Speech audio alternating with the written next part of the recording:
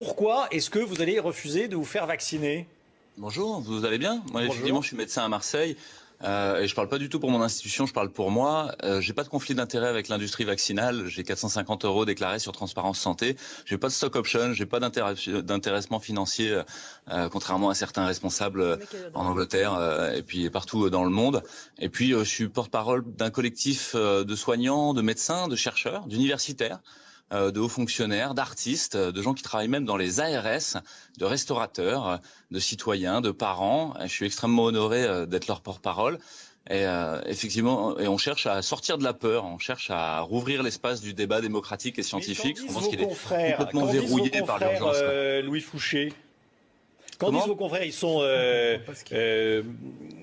ils vous comprennent ou pas? Non.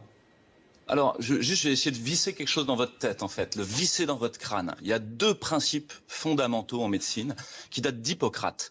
Et le premier, c'est d'abord ne pas nuire, primum non nocere. Et le deuxième, c'est de peser la balance des bénéfices et des risques.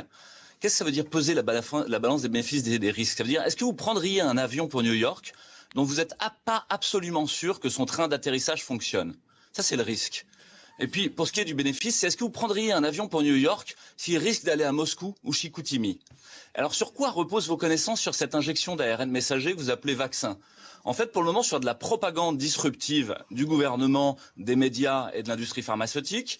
Et puis l'autre point que vous avez sur les AMM conditionnels de l'Agence européenne du médicament, qui sont basés sur les seules données de Pfizer pour le vaccin Pfizer, et sur les données de l'ANSM, l'Agence nationale de sécurité du médicament, qui est basée sur les seules données de l'Agence européenne du médicament, basée elle-même sur les seules données de Pfizer.